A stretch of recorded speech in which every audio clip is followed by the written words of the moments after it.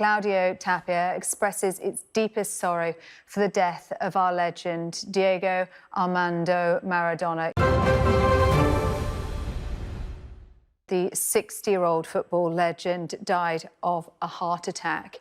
He had been discharged from hospital just 2 weeks ago after being admitted for emergency brain surgery to remove a clot on the brain. He was due to continue receiving treatment for alcohol dependency on his discharge from hospital after a long history of drug and alcohol abuse. But we now understand that he has died reportedly from a heart attack. Regarded as one of the greatest footballers of all time, nicknamed the Golden Boy, the first player in history to set world record transfer fees twice. His international career with Argentina, he earned 91 caps.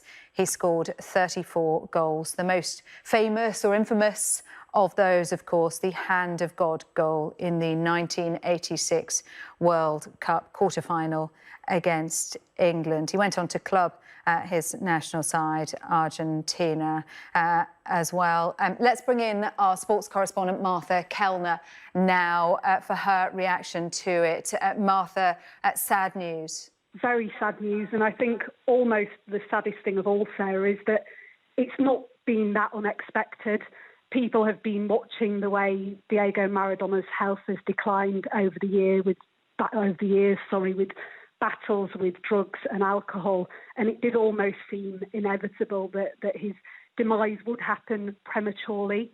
He was, one of the greatest footballers of all time, an absolute genius of the game, most notably for Argentina, and I think it's difficult to overstate just how important he is to Argentinian people. He's not just a footballer there, he is a cultural icon. He's someone who was born in the shanty towns just out on the outskirts of the capital, Buenos Aires. He learned to play football on the streets. He referred to himself as, he was a street urchin turned good, and his death will be mourned, incredibly hardly in Argentina. They will feel this very hardly. And he was admitted to hospital last month, just after he turned 60. He had his 60th birthday in November and was admitted to hospital shortly after with a blood clot in the brain. He had treatment on that blood clot. He was then released from hospital and admitted to a rehab centre for alcohol and drug recovery. He was then released, I understand, from that rehab centre and went home, which is where he died after suffering a cardiac arrest, according to reports. The Argentinian FA confirming his death.